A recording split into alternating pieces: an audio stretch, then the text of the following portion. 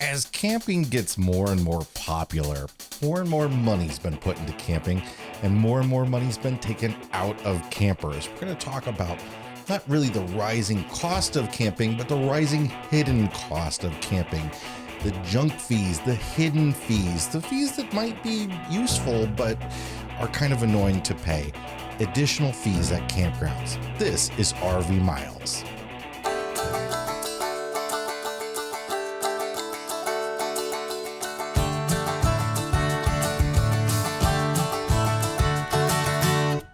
Welcome to episode number 321 of RV Miles. I'm Jason. And I'm Abby, and we are two RVers who, along with our three boys, have been crisscrossing all over North America on one epic road trip since 2016. Here at RV Miles, we talk all things RV and outdoors, from industry news to travel destinations, our national parks, and a whole lot more. It's the summer camping season. It's underway. It begins unofficially over Memorial Day weekend, and lots of folks are out on the road. Lots of folks are heading to the campgrounds, and we thought this would be a perfect time to talk about some things that kind of annoy us and annoy some of you when it comes to booking campgrounds. Hidden fees. Well, this was really born out of the fact that this is ramped up in some of the RV Facebook groups. This comment specifically focused on site lock fees, which I think you're going to talk a little bit more on a video that's going to be coming out soon on the RV Miles YouTube channel. So if you are curious as to what on earth is a site lock fee even for, we'll dive into that a little bit more over on the YouTube channel. We'll touch on it here. But there's a whole lot of other fees. I don't want to call them hidden. Well, sometimes they are, sometimes they're not. You know, I think when a campground is upfront about an additional fee that makes sense, that is reasonable, that maybe you don't have to pay, that's okay sometimes. And, sometimes that means me as the person who's not going to use whatever that thing is doesn't have to pay for it instead of raising the price for everybody. And I can see that sometimes, right? But sometimes you get surprised by these fees. Sometimes it's at the end of the booking process. Sometimes you don't know about these fees until you arrive at the campground. So a lot of people say, well, just go camp somewhere else. They can do whatever they want. But what's really annoying is you've had this big trip planned and you arrive at the campground and all of a sudden they say, oh, you have an extra kid, you're going to have to pay up. Here's the thing. I think, for a lot of us, and I wonder, we're going to get into this list here, but I wonder if campgrounds sometimes don't realize that campers are really suffering from what I would call fee fatigue. Yeah. It's not just your campground. It's also the campground down the road. It's the campground hundreds of miles down the road on the trip. It's campground after campground. We're not just talking about private campgrounds. We're talking about state campgrounds. This is really, I think, about breaking down some of those finer, really sort of dig into you and just really get under your skin once you've finished the whole reservation process. And when I put this list together, both from our experience, and we also asked in the RV Miles community from folks to list some things that they've been charged with, I was shocked at the enormity of it all. The number of different things that people are getting charged extra for. There were things that people brought up that I had never heard of that were just absolutely just like mind-boggling to me. She knows what the real term is. It's a reference. It is a reference. It is a reference. And like 10 points to anyone who knows what that's from. All right, let's dig into some of these fees. The first one that I think universally is despised by people, especially if they're not going to use these types of amenities, is additional resort fees. So you might be charged an additional like $15 a person on top of your reservation. And sometimes that charge is mandatory and sometimes it's not. Sometimes it's, if it's done right, I think it's like you get a wristband and you get to go use the pool and the jump pads and all that sort of stuff. But if you're an overnighter and you're not going to use that type of amenity, you don't have to pay that. But what gets really annoying to people is that they see the rack rates for these sites and they go through, they've chosen this campground based on that, based comparing it to the other campgrounds in the area, and they see all the things that are available there and they choose this place and they go through the whole reservation process. and all of a sudden they're hit with it at the end. You know what I would suggest that would make people less angry at the end, to the point of being like, peace, I'm going down the road, is have your fee that says with resort amenities and have a fee that says without resort amenities. And then people can select right at the beginning, oh, I'm going to pay $70 a night and I'm going to have the resort amenities. Or guess what? I'm just here for the night. I'm going to select the $55 option without resort amenities.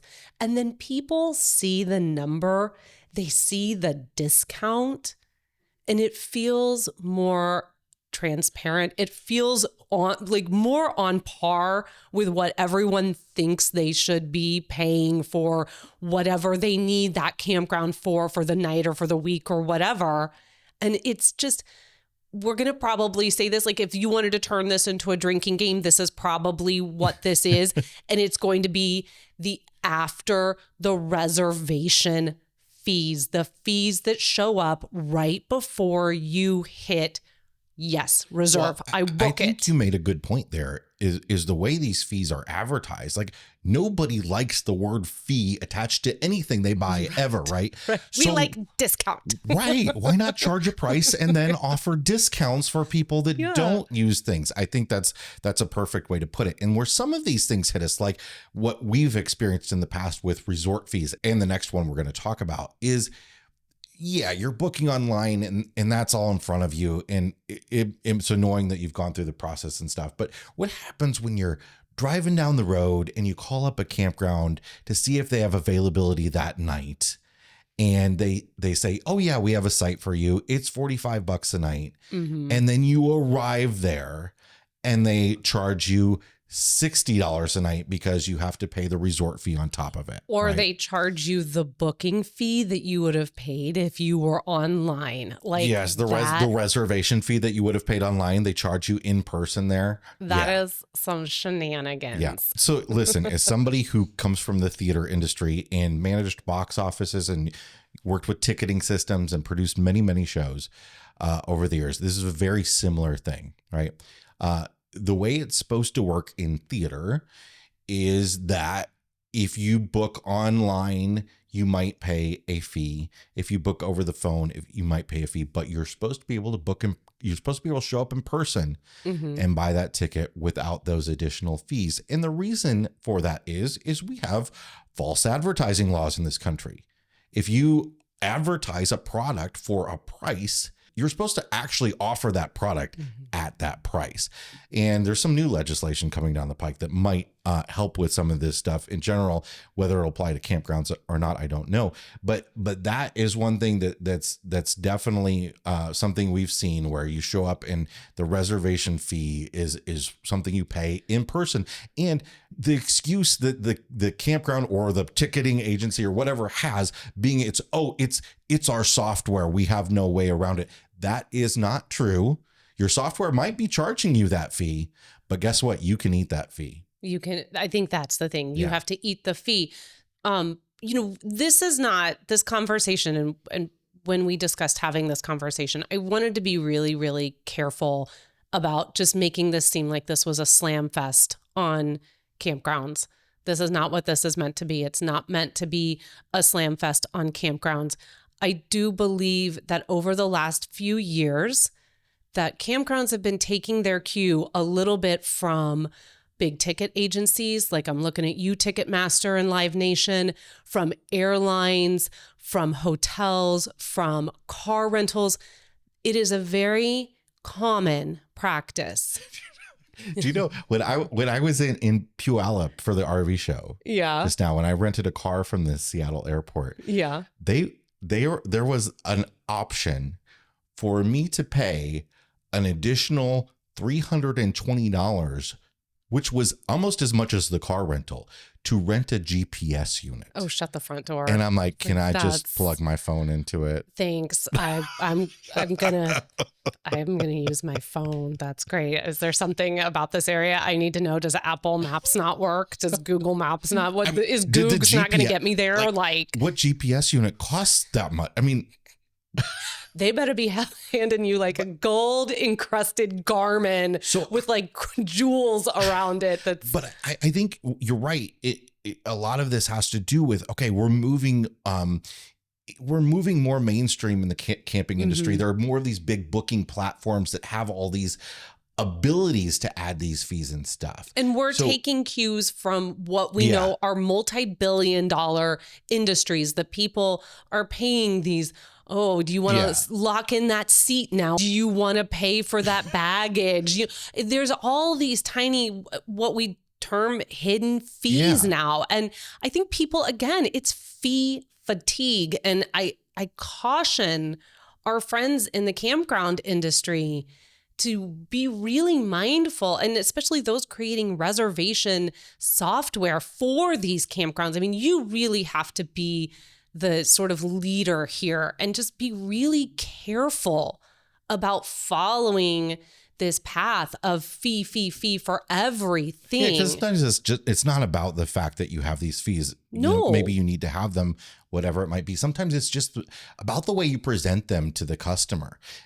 Is it something that is that they're not finding out to the end, or are you upfront? Do you have the ability in the software to show all this sort of stuff upfront and what it's going to be right away instead of all the way at the end once you've put your credit card information in and you're ready to hit submit and confirm? Yeah. And I would say, let's talk about fees realistically too. And I think one of the places we can move into this conversation about realistic fees is when we start getting into these really minute fees about pets and kids. Yeah, so the kid tax, has a been lot around. of full-time families like to call it. It's been around for a while. It's presented as if you have more than 4 people, you get charged an additional amount per night. Sometimes we've seen it more than 2 people.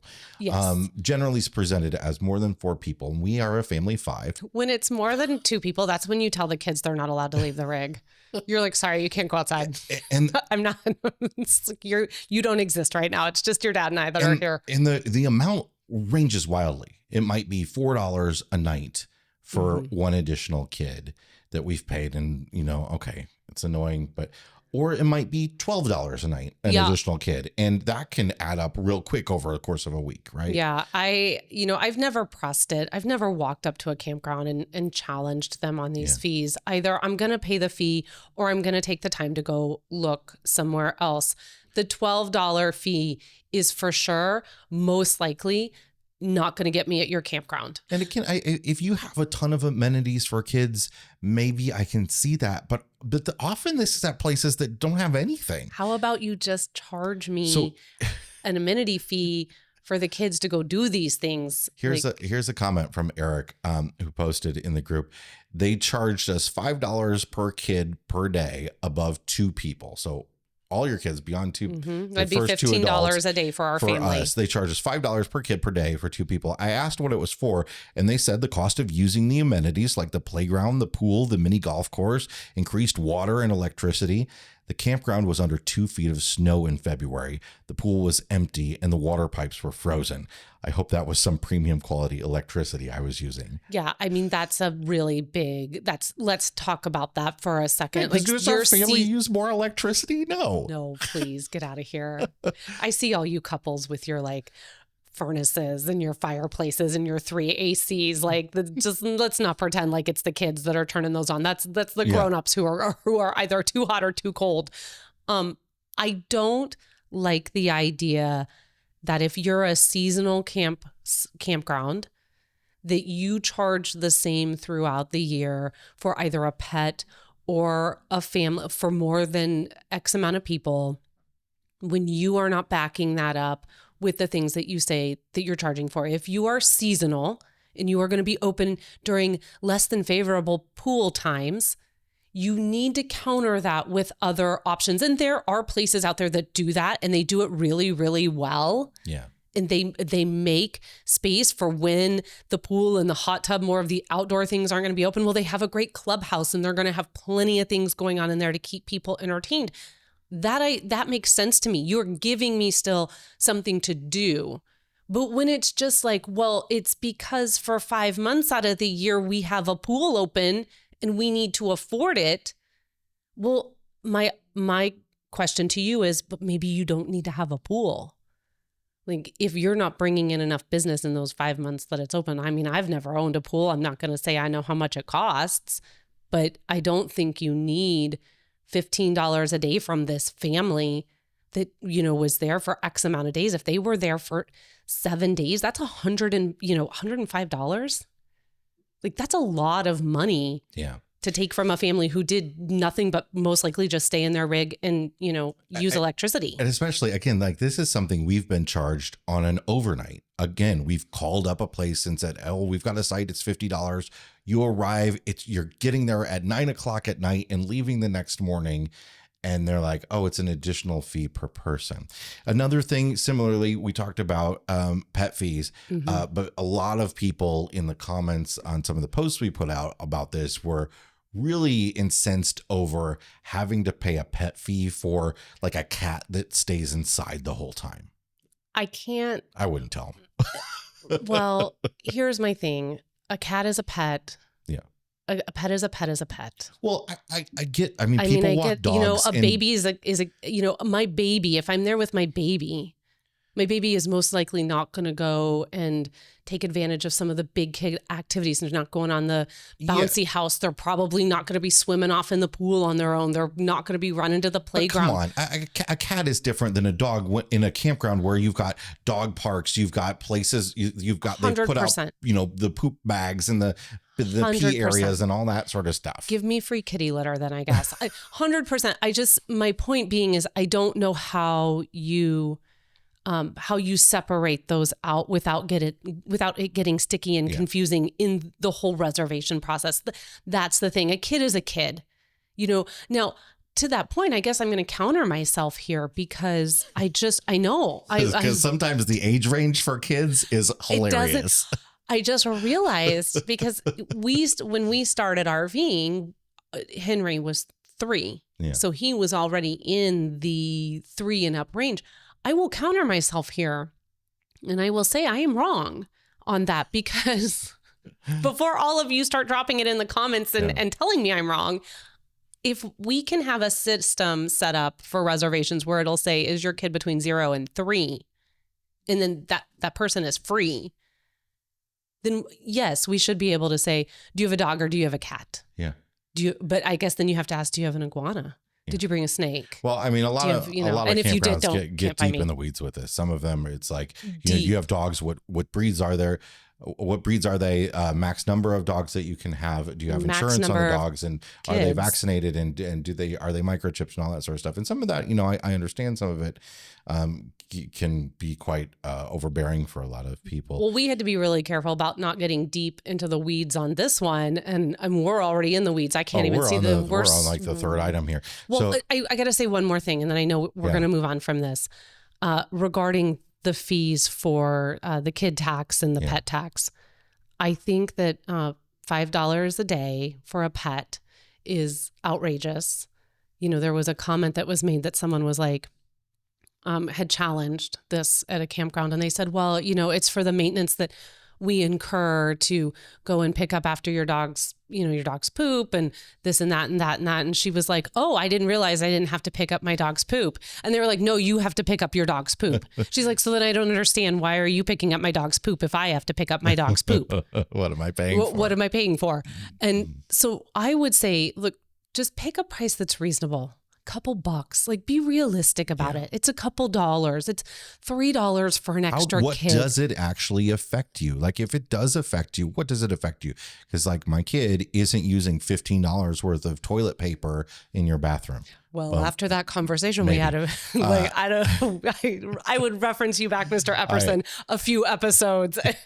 Maybe that's not the hill you want to die on as an Epperson. Along with the kid fees, the pet fees, another similar thing is guest fees. And again, this is something like if you have like a pool and stuff and you have a guest visit and they're going to use the pool and stuff, but that's not really what we're talking about because we've all seen this where it's like, if they want to enter this campground and come by our site and say hi, it's $10 a person. Yeah. And I do know that some of that is for security, and I do really appreciate that. They want to have I also imagine that there is a limit to the amount of people that they can have either in the pool but at one doesn't time. need to be money associated with that. No, You could say no. you have to have a pass or whatever. The stopping Yeah. part to register and all of that I get.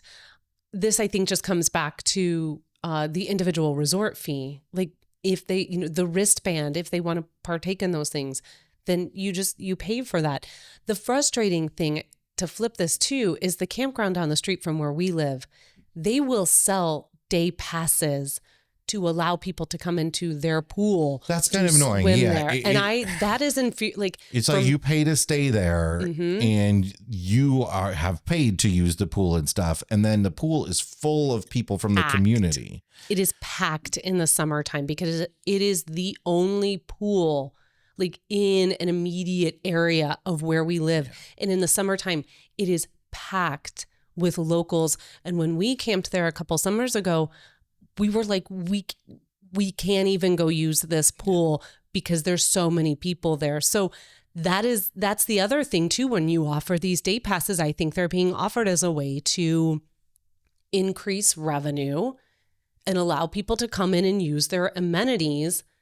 And then when that happens, you run the risk of really ticking off the person who just paid $90 a night to be in your campground, and then they can't even go get in the pool because it is like at max capacity.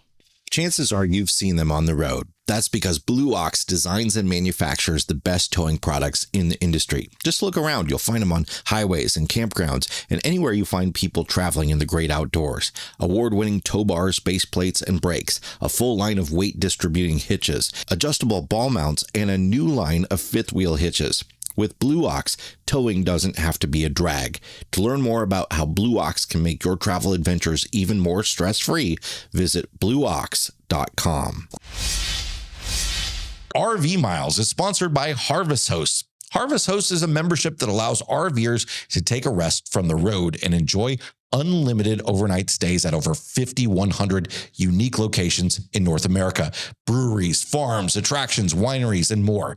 Easily plan and book your next RV trip and enjoy over $1,500 in exclusive member benefits by joining Harvest Hosts. Get 15% off your first year of membership with the code MILES. That's MILES. Go to harvesthosts.com to become a Harvest Host member today.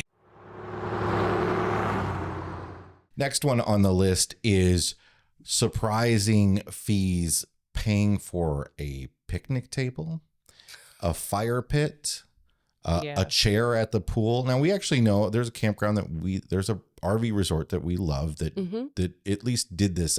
I don't know if they still do it. And one of the things that they asked us for feedback, and this is one of the things that we told them was kind of ridiculous, is that, I think you kind of expect that your campsite's going to have a picnic table. And, or if it's not going to have a fire ring, but you allow fires, but you won't let somebody use their own solo stove or something like that. I think every campsite should have a picnic table at it. I would argue that there are also some picnic tables I wish weren't at campsites because there are some hideous. There's nothing worse when you roll up into a private campground. Maybe I expected a little bit more in the state and federal level. I don't know why I expect it more, probably because the price is a little bit less. But to roll up into a private campground and then have the just most awful, just broken, uneven, dirty picnic table, a useless picnic table, like yellow scraping off of it. And why is either this your here? sites have picnic tables or they don't have crappy ones. Don't charge me a rental for one. Just have them or don't. Yeah.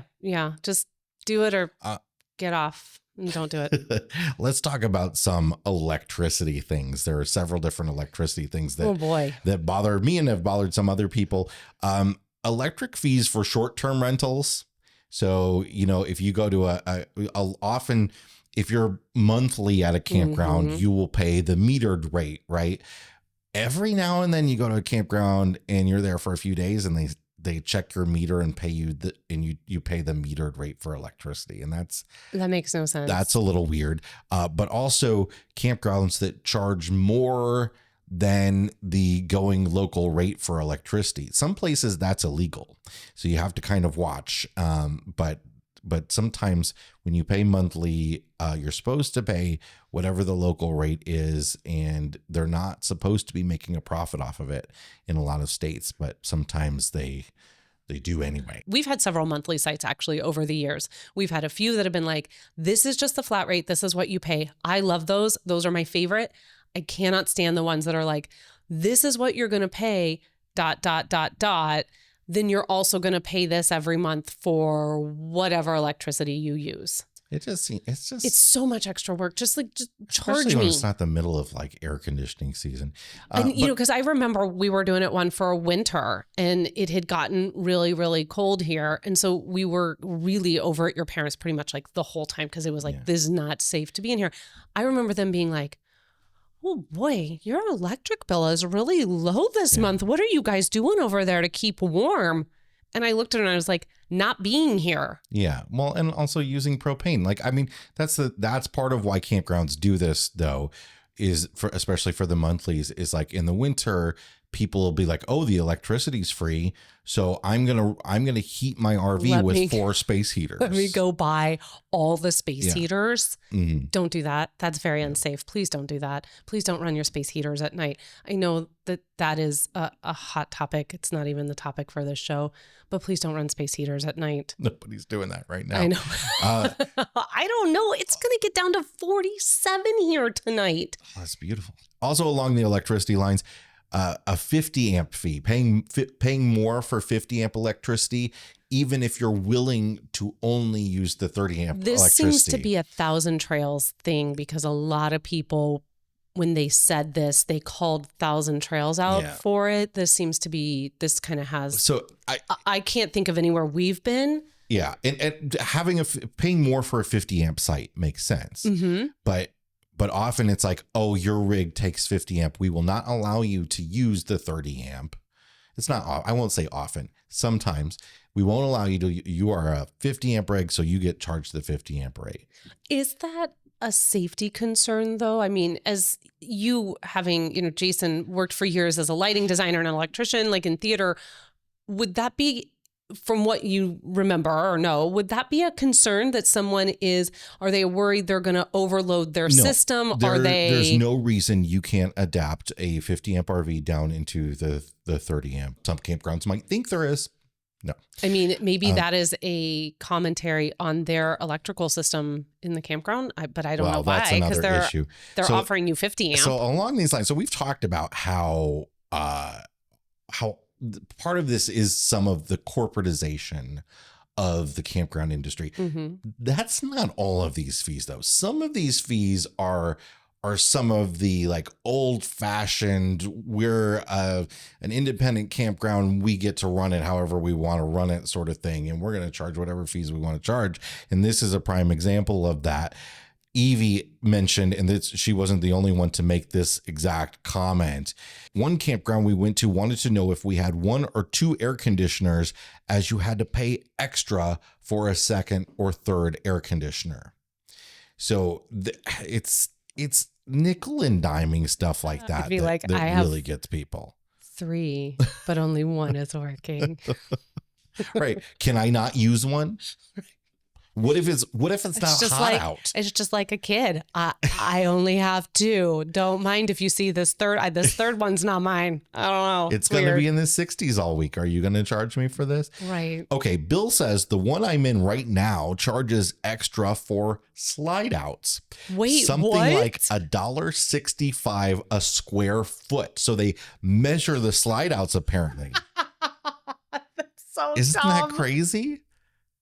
I'm sorry. I don't mean to call your campground dumb, but I am just trying to imagine someone coming up with their tape measure and they're like, hold up there, Bill. We are going to need to measure this. Why? What air are you taking away from other people? How tiny are your campsites? Right, exactly. So everything we've mentioned so far is commercial campgrounds, privately owned campgrounds, but it's not just privately owned campgrounds. Sometimes it's your federal and state parks too. And one thing that gets people a little bit is extra fees to use the dump station. Mm-hmm. It makes sense if you're not actually staying at the campground to have to pay to use the dump station. But if it's already there, everybody has to use it. So why are we even going through the process of charging an additional fee? Right? I think that... And you could say that, the tent campers don't use it, but they're the ones that use the bathhouses. So it should all just be in the price. Isn't it all just all plumbing? Right, I mean, exactly. isn't it all going the same place? So Jeff mentioned in his comment, we had a park in Colorado that wanted a $15 dump fee if we dumped as we came in. If we waited until we'd been there at least a day, then it was no charge because the waste that we generated, the tank's contents, happened there rather than bringing it out. So essentially, if you're coming from somewhere else, you can't dump right away without paying for it. Now, maybe they have a very sensitive septic system. Maybe that community's a little overloaded, and they're like, we really got to try to, hold off on all these RVers coming in here. There's so many RVers coming in here all the time trying to use our dump station. Maybe we need to slow that down. Maybe, I don't know. Maybe it's just like, here's a token and you get one dump. You can use pay for extra or something. You pay for extra. You could use that one dump with this token when you come in. And if you need another one, it's maybe an additional $10. Maybe that is a little bit better than being like, look, you're going to have to at least accumulate 24 hours worth of wastewater before we're going to let you use our precious system over here. That's not the way I would go about it from a marketing standpoint. No. Then there's some fees that apply to both commercial campgrounds and your sort of state park type places. One being an extra vehicle fee. Even if it fits on your site, don't having get to the pay Class an A's extra started. vehicle fee. Well, some of them, like in some state park systems, it's like, you have two motors. So so if you're a motorhome towing in a car, you have to pay an extra fee. If you're a truck pulling in a trailer, you don't. Right. And there's also an issue sometimes where if you have to have a state park pass to enter, or you have to pay a state park admission. They want you to have a sticker that goes on your windshield. Sometimes that needs to be on both of your motorized vehicles. Do you remember?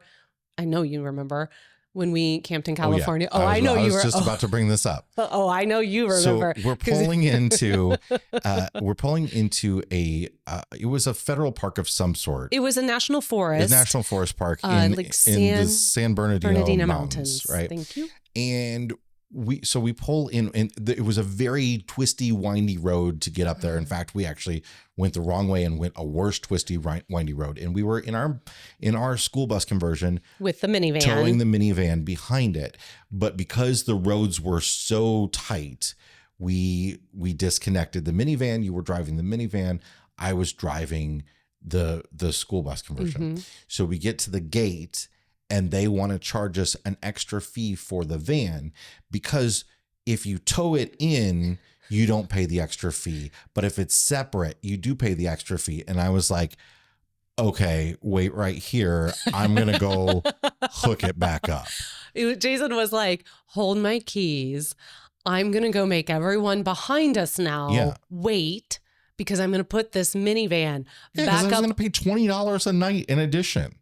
And then it was like, okay. And they finally gave it. They had to look at each other and talk it out for a bit. And they were finally like, okay. I mean, like we had a dolly trailer on the back of the bus. Like, it was clear that it was being towed. And I said that, we just disconnected it down the mountain so that we could make it up. And surely we're not the only ones that have ever done that. No, we're not. There's not a lot of times in our lives when we've ever really questioned like a fee or something at a campground. We're generally pretty chill. And Jason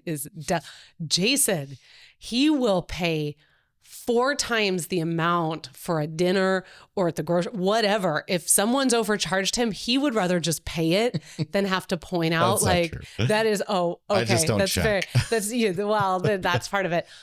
So for him to go toe to toe with them was really quite something. And I just said, kids, just get in the minivan. Dad's got this. Next one is also something that can apply to both sort of your municipal or your commercial campgrounds. Pay showers, which can be understandable sometimes if it's like a water limited area, but pay showers that are also disgusting. If I'm paying to take a shower, first of all, I want to know before I go to the campground that the showers are pay showers, and they should at least adhere to a bit of a cleanliness level. Yeah, I mean, it's nice just when there's hot water, and if that, water would be good. Listen, we don't have high standards. Okay, we went to Baja. We didn't shower much at all. But there were a couple places in Baja that we at that one campground, we paid for a shower. At least you and I did. The kids were like, no, we'd rather just live with the dirt that's been on us for like a week. It's that was a fine shower. If you got there first. Okay, yeah. The person that came after nobody wants the even at home got cold water. I don't want the floor to be wet when I get when I go turn in the shower. It's like and that's the same if you think too hard, like when you're in a hotel room.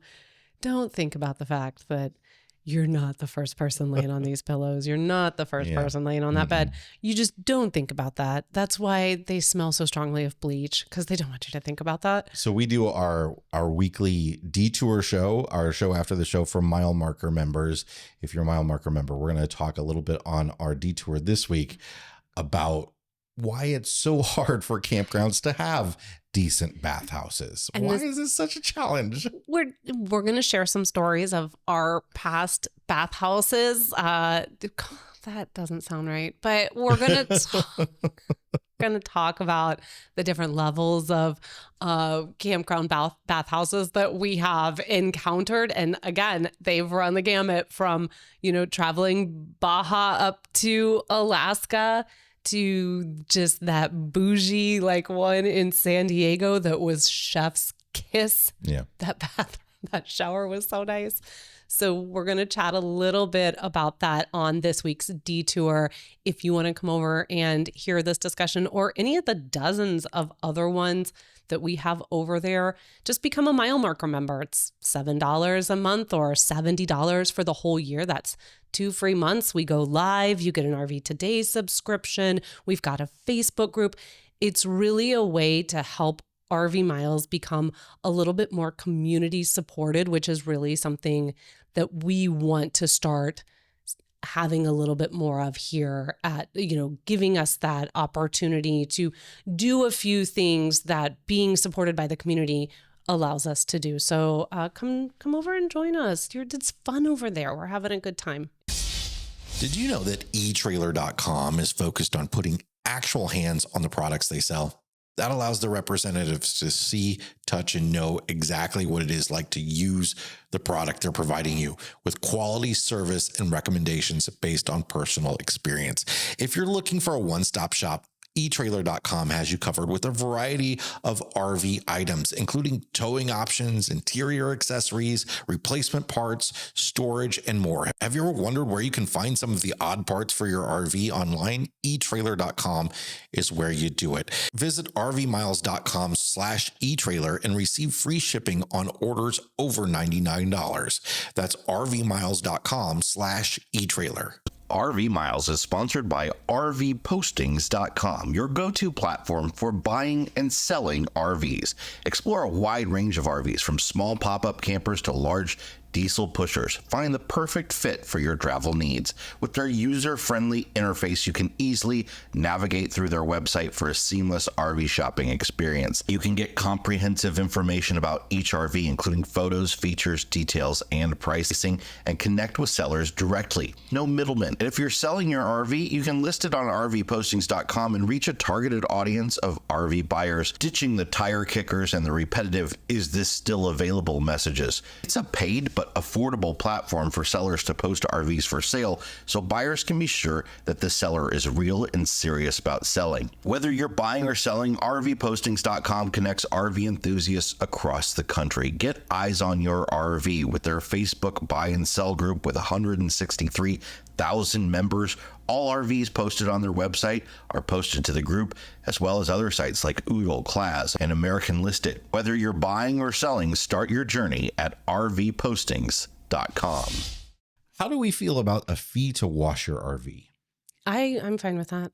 I think I'm fine with it I too, don't have a problem with except it. for like when they're overly precious about it, because I think there are some things that are necessary, like washing your windshield on your motorhome before you head out sometimes is necessary, right? Let's define what you mean, I guess, by washing your RV. Like if I need to go get some bugs off my windshield, you know, I don't think that I should be charged for that.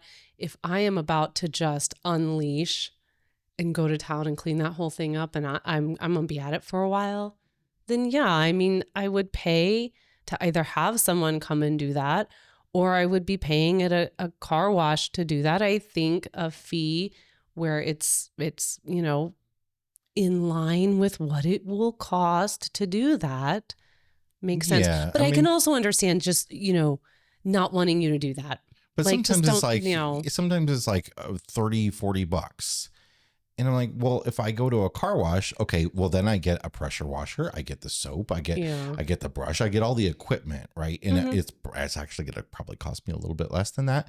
But I do get, you know, some campgrounds are on limited water and stuff. Some places I've seen where it's like bucket wash only, you know, and that makes sense to me. I can get, you know, you fill a bucket and you wash your vehicle down if you need to. And I think that's a little too niche for me to have like a really strong opinion on it. Golf cart fee. How do we feel about that?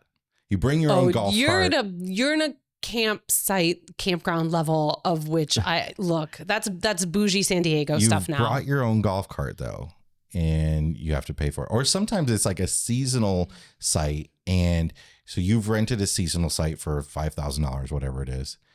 And they want to charge you an additional $400 a season to have your golf cart. You're not going to use stored on your site. No, I could see. I don't have a frame of reference for this, having never owned a golf cart, but I could understand a very small, very minimal fee for the electricity you might need to plug in. It's the same debate I think as we're starting to have with EVs, right? Yeah. I can understand that. I don't know why you care that it's just parked there. Here's something that I haven't encountered, but somebody in the group mentioned, is special fees for events like Halloween. So you arrive at the campground, it's Halloween. They're charging an additional fee because they're having a Halloween event, and you weren't there to participate in that event. I've never heard of that. I mean, I have. But that's Disney level stuff.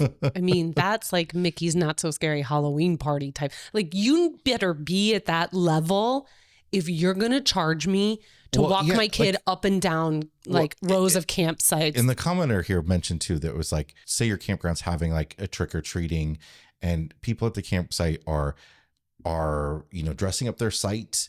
They're buying candy to give out to kids to walk around.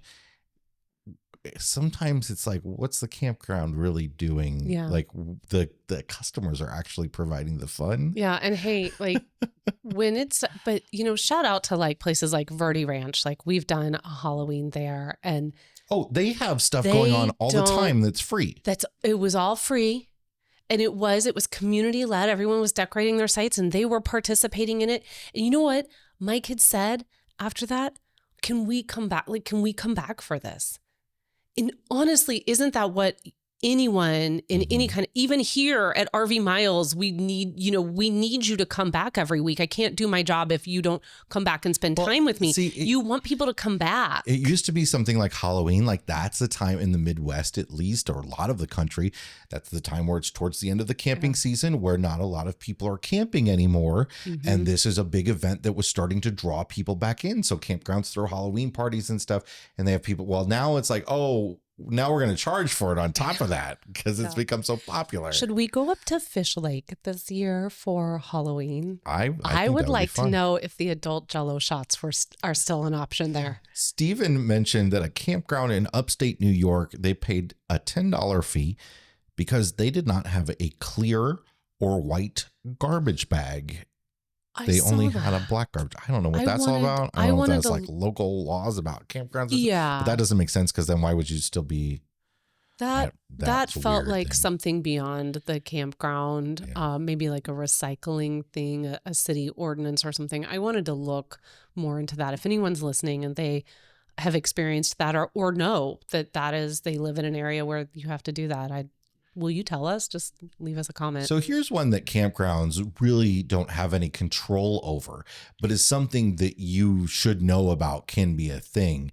And that's lodging fees. Like sometimes we often will expect to pay tax on a reservation. Although some states reservations for campgrounds have no tax on them whatsoever. In some places, it's just like the regular sales tax.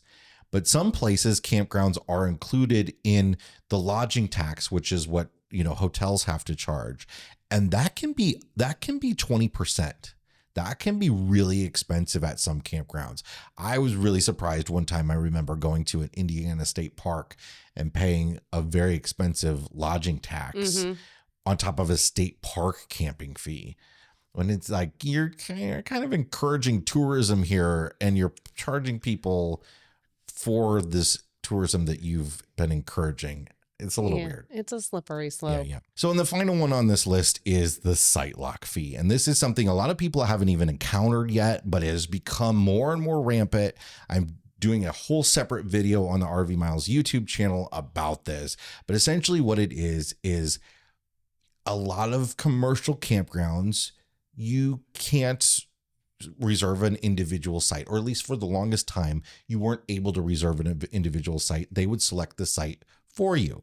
Well, now some of the reservation systems have the ability for you to select a site. But the problem is when everybody selects a site, that doesn't allow them to efficiently manage the number of reservations. So, say this site is taken up for these 2 days and this site's taken up for these 4 days, and somebody wants to come in 4 or 5 days and there's not a site available for them. So when the campground assigns the site, they can just stack people wherever they go, and it's not as much of a problem. You can fit more reservations in. So that's why most commercial campgrounds do that. But now that the reservations have the availability to actually have you select a site, some campgrounds have this thing called a site lock fee, where it's like you choose a site, and if you want to guarantee you get that site, you have to pay an additional fee. And that fee could be $8, it could be $50. You want to know what brings all RVers together? The motorhomes, the families, the pet owners, the site lock fee. The site lock fee, I would say across the board, was the probably number one. That was the biggest, most passionate sort of focus for a lot of people. And part of that is, like Jason was just talking about, maybe needing to understand it a little bit more. Really, though, at like the heart of all of it is because it's not disclosed 99% of the time up front. You go through this whole process of like selecting a site. Maybe you look at satellite views of the campground, and maybe you have friends and you're trying to get sites next to each other. And you go through this whole process not knowing that there's a charge to select a site and guarantee that you're going to get that $20, site. $25. Yeah. And I think that is what really gets people the most. It's just where it's positioned. So in the video that I'm doing, I'm defending the site lock fee a little bit because it actually does make sense for a lot of reasons, but it's how it's marketed. Maybe it should be a discount for not choosing your site.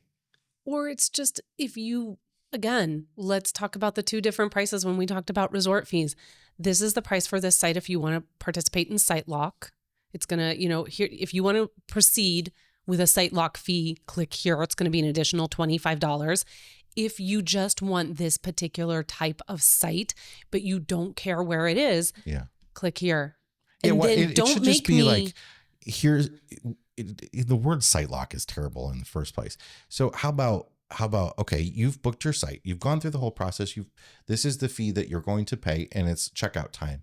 And now they say, would you like to select your site for an additional fee? $25. Yeah, not you started the whole process by selecting a site and get to the end of the process and realize you have to pay for that. But again, it's fee fatigue. And I would guarantee you that marketing will say that if you put it on the back end it works. Because we're so frustrated and you're like, I just spent a lot of time. I really want this site for X, Y, and Z reasons. And I just spent 15 minutes of my time looking at this, whatever, I'll just pay it. Like, that is fee fatigue. And I do believe that marketing would show if you put it at the end, they're more likely to pay for it than if you ask them up front before they've gone through the whole process. Do they want to do that? Does that person remember that the next time and think, well, I don't want to come back to this campground, or some people will be, so there are some people that are like, when I see that, I bolt, I go somewhere else. Mm-hmm. I guess it's a risk you have to be willing to take as the campground. But the other thing about that site lock fee, the kind of secret behind it, is that you really don't have to pay it. I mean, most people have reported that they end up getting the site they selected, whether they paid the site lock fee or not. It's, we just had a campground we stayed at where that was something that was an option, and all the sites around the one I selected were empty. It was the only. And I was like, you know what? I'll take my chances. It's fine. I really think it's if it's something very specific, needing to be near a playground or the dog park or wanting to be closer to amenities or whatever that might be. But honestly, it's just, I think the only reason I would ever pay a site lock fee at this point is like, we're camping with somebody else and we wanted to guarantee we're next to them. Yeah, and it's not a buddy site or something. Yeah, I could see that. We'd love to know your thoughts on campground fees, junk fees, additional fees, hidden fees, whatever you want to call them, in the comments on the YouTube version of this video or on one of the social media posts about this podcast episode. Or you could go back to the original post we put up in Facebook and let us know what your thoughts are on some of these fees. Yes, please. We would love to hear from you. We want to remind you that our homecoming rally takes place this October and tickets are still on sale. We are about 2/3 or more sold out. So if you plan on coming, please make your reservations soon. We're going to have a whole lot of fun there. Hey, you know what doesn't have campground hidden fees? No. The RV Miles homecoming That's true. Event. The campground actually is $35 a night for full hookups. And guess what? You know what else? Not only that, there are no fees, but they're going to put us all in an area together. Yeah, without site locking. We don't have to site lock it. They locked it in for us. So it's amazing. Yes. If you want to come and join us, it is $225 for the ticket. That's for 4 days. That's going to include all our community dinners at night. We're going to have events and seminars. We're going to play some games. There's going to be so much activity going on for young and old. It's going to be a fantastic weekend. If you become a mile marker member, that is going to be a discounted ticket for you, only $200. So, we always like to say, think about it. If you're a couple and you become a mile marker member for $70 for the year, then you go over and you want to get your homecoming ticket. Well, that ticket is only $200 for each of you. You just saved $50 on your ticket. That's basically like getting the mile marker for $20 for the year. That is camp math, and it works every time. So you should come regardless and join us at the RV Miles Homecoming. Just go over to rvmiles.com/homecoming to get all of the information. Boy, we would really love to see you all, and all are welcome. You do not have to have an RV. You can have a tent. We are happy to let you know where there are nearby hotels. Last year, we had everyone in all kinds of accommodations join us for this event. You do not have to own an RV to to come to an RV Miles rally. So rvmiles.com/homecoming to learn more. We would absolutely love to see you there. But now it is time to check the level of our tanks. And that is sponsored by our friends over at Liquefied RV Toilet Treatment, the No BS toilet treatment. If you have not claimed your free bottle now, just go over to liquefiedrv.com/free bottle. They're giving up to 10,000 of those away. You will only need to pay shipping for that bottle, but you will get the bottle itself for free. Go over to liquefiedrv.com/free bottle to learn more. All right, Jay, what is in your black tank this week? My black tank is the changes that have hit Campendium. Oh boy, this is going to be a discussion, and I got to go get a kid. So no, we don't need to get deep into this because I talked to it at length on the news video last week. But if you haven't seen that yet, Campendium, it has been a great resource for campground reviews, really in depth, lots of boondocking sites on there and stuff. And essentially, they're really winding down support of the web platforms and the apps and putting it all into Road Trippers. The company that owns Campendium also owns Road Trippers, and Road Trippers is a trip planning tool, and they're moving a lot of these campground reviews and stuff and the sort of map side of everything into Road Trippers. And that's making a lot of people unhappy because a lot of people aren't looking at campground reviews as part of like wanting a software for planning their route and everything. Mm-hmm. A lot of people that use Road Trippers have asked for that. And I think this is where the sort of misunderstanding or whatever happened over there is like the people that use Road Trippers religiously wanted the Campendium information, all these campground listings to be put into Road Trippers. But now if you go to campendium.com, there's no map view at all. So if you want to search campgrounds near in the state of Illinois, for instance, you just get a list of campgrounds. Yeah. And the Android app is gone. The iOS app still exists and it still has maps. I don't know if they're going to continue to support that or not. It seems like they are at this point, but it's unfortunate that they had to do it this way. And I think it's upset a lot of people. Many of you know that they used to be sponsors of ours. RV Life, who has campgroundreviews.com, is currently a sponsor of ours. So this gets a little dicey because it's like competition, and I don't want to be knocking them and saying to go over to campgroundreviews.com. They're better, but go over to campgroundreviews.com. It's now better. I mean, you got to call a spade a spade. Yeah. You know, it hurts our heart. We have always really liked the people over at Road Pass that we have worked with over the years. But this is, I think, maybe a case of user error a little bit. Maybe not as many people over there using software like this as they should be. Right. And maybe it's just, it could just be the cost of them running all this. Maybe it's just not efficient for them. I don't know. Yeah. There's a lot into it. And, it's, Campendium was such a staple for us for so many years. And I would say even before we started working with RV Life, which really started at the beginning of 2024, we had really, really phased out towards the back end of 2023 with Campendium. Now, the folks at RV Life will be the first to tell you that campgroundreviews.com is very limited when it comes to things like boondocking and public land sort of stuff. Yeah, iOverlander. iOverlander has become a big thing for us. We were first introduced to this when we went to Baja, and iOverlander was like the only place that listed anything in Baja. I love that iOverlander still feels like it's stuck in 1997, and that just feels really, it feels like home. That's what people want, is like this user submitted. Simple. It's great. It's fantastic. What's in your fresh tank? My fresh tank is an article from RV Business. This is a company called Boreas Campers. It's a boutique camper company. They have these sort of composite panels that are the walls of their units. And they are offering them for DIY builders to buy. Oh. So that you can use them to build your own RV. And they will even CNC cut them out to the specifications that you want if you're building your own home-built RV. And I have always thought there should be more access to some of this type of stuff for people who want to do their own custom builds. Are they sending you the frame? No, they're sending you the wall panels. So it's like insulation. So you have to have. It's insulation sandwiched between the fiberglass. So you have the outer shell of the RV already. Yeah, is what you're saying. Well, so you have the framing, but this is sort of building the shell because the shell holds itself up. There might not be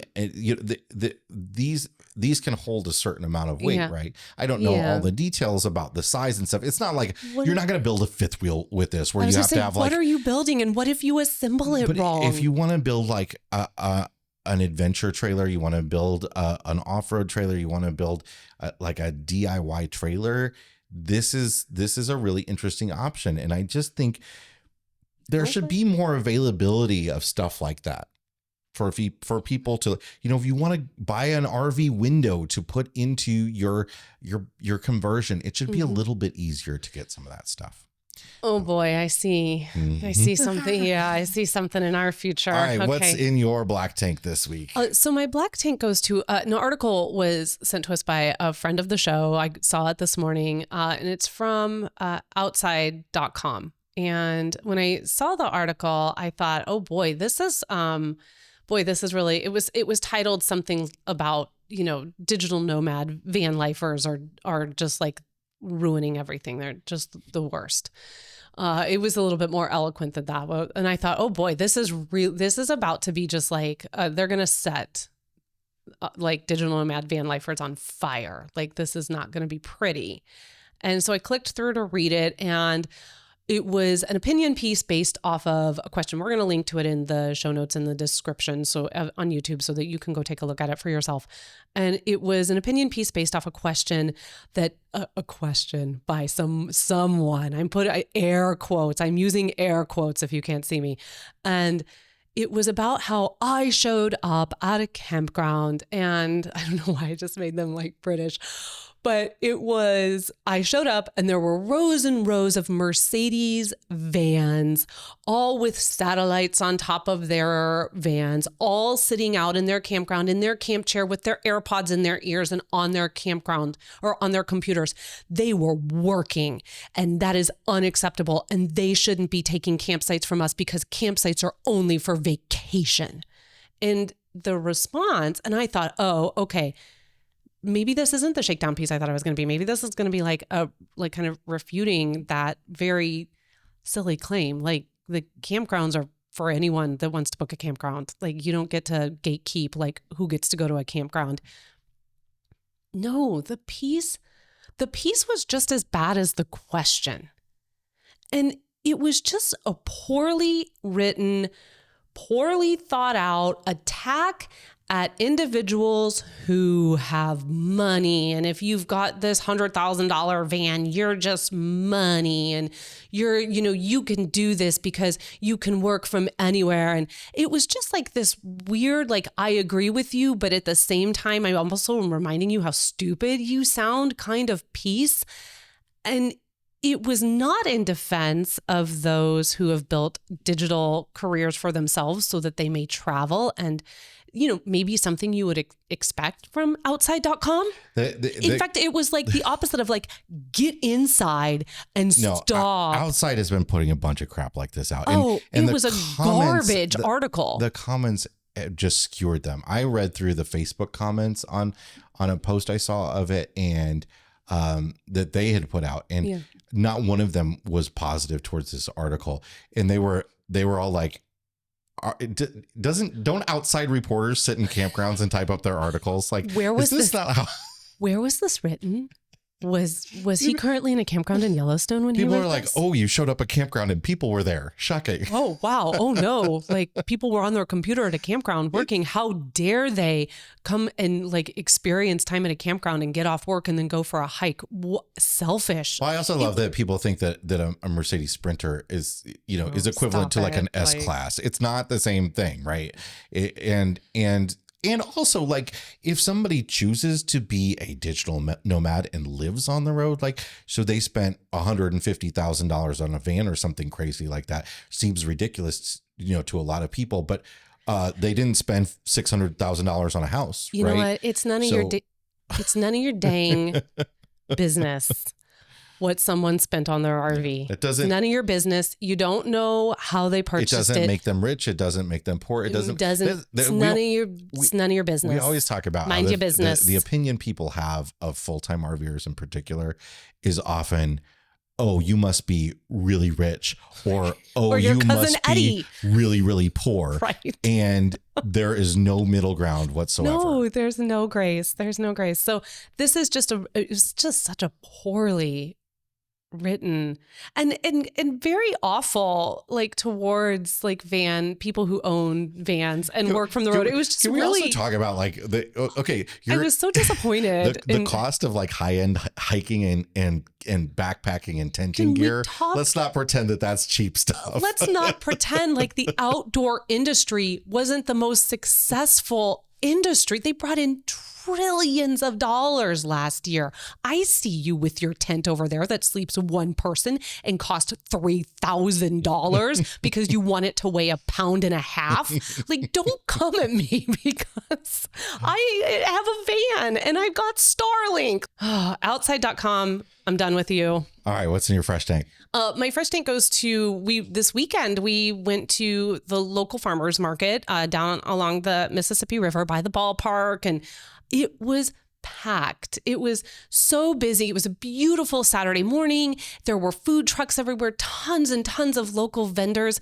And it was just really awesome to see the community coming out to the farmers market like that and supporting all of these local artisans and farmers. I mean, oh my goodness, we got just like the most beautiful corn and asparagus. And I just really, really love to see in such, a world of such commercialism and where there's just so much excess right now of everything. I mean, we talked about this on a past detour about Amazon and just how crazy that site has gotten with stuff.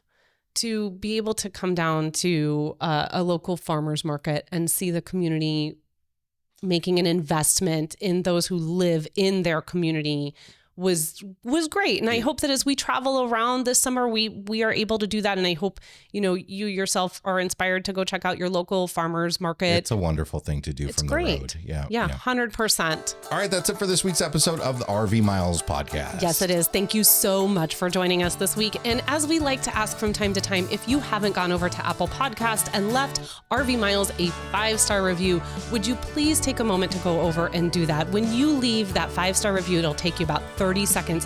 What it tells Apple Podcast is that this is a show people like and they appreciate, and we should show this to more people. So you are helping us find a whole new generation of listeners, and we truly, truly thank you for that. All right, until next week, friends, keep logging those RV miles. Bye, everybody. Bye. That was like the 4th time I did that.